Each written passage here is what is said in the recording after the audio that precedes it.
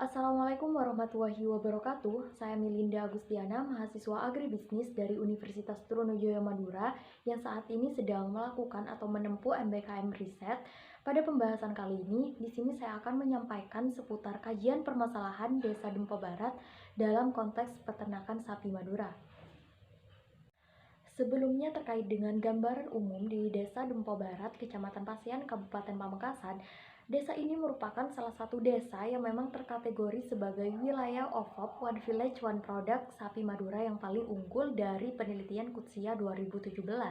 Dan di sini untuk kawasan Desa Dempo Barat juga termasuk kawasan Papa Baru yaitu Pasean, Pakong, Waru, dan Batu Marmar sebagai wilayah yang memang didominasi sebagai wilayah yang sapi sonoknya memang cukup tinggi.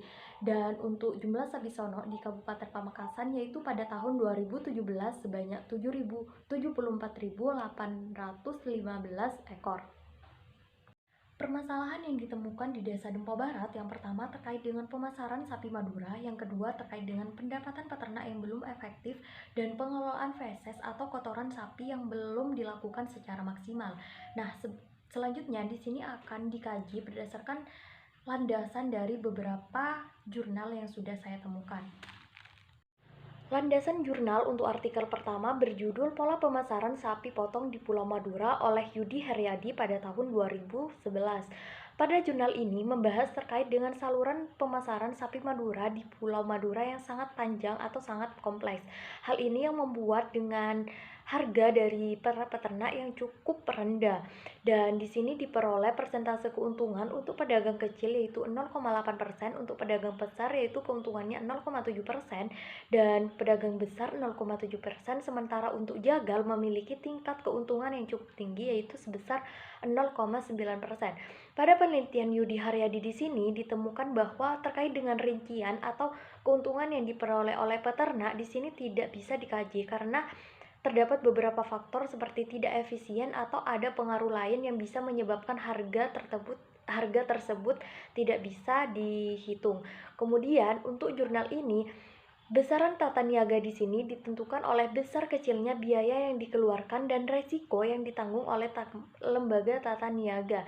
Dan penelitian ini juga menyatakan bahwa semakin pendek saluran pemasaran akan membuat harga jual dari sektor peternakan khususnya sapi Madura akan lebih tinggi daripada memanfaatkan saluran pemasaran yang cukup panjang. Selanjutnya pada artikel kedua yaitu analisis pendapatan sistem pertanian terpadu integrasi padi ternak sapi di Kelurahan Tatahe, Kecamatan Dompanua, Kabupaten Pinrang oleh Jurhadi Kadir pada tahun 2020.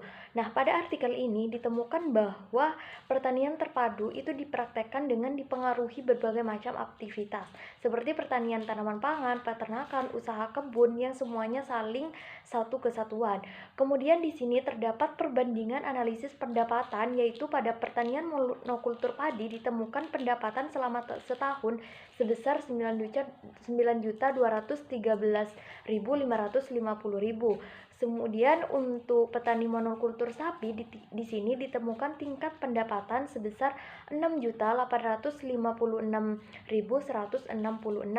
Kemudian untuk petani yang menerapkan usaha tani padi dan sapi secara terpadu diperoleh pendapatan sebesar 17.981.726.000.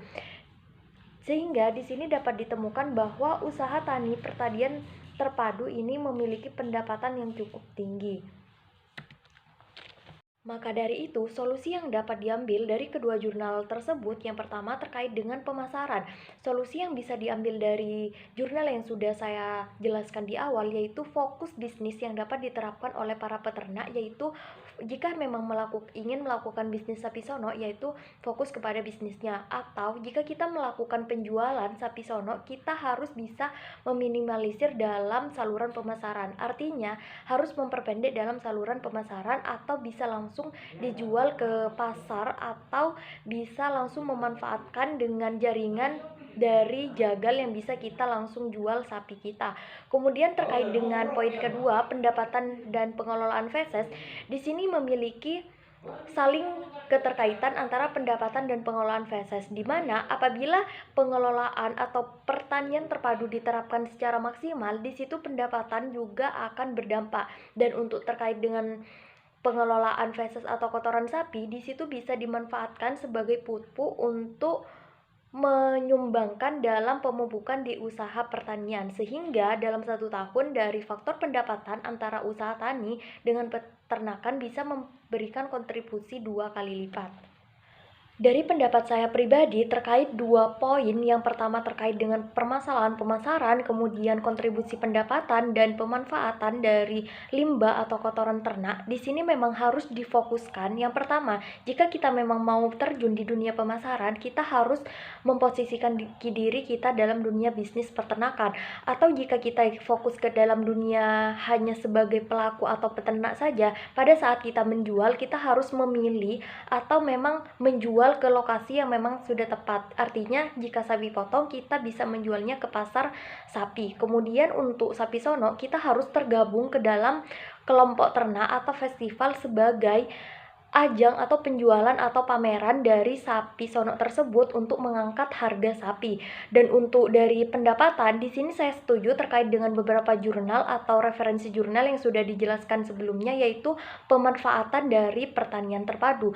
Selain dengan memberikan kontribusi yang banyak di situ dari pertanian maupun peternakan, dari kotoran sapi tersebut tidak hanya terbuang sia-sia, melainkan bisa dimanfaatkan dalam pemupukan di sektor pertanian.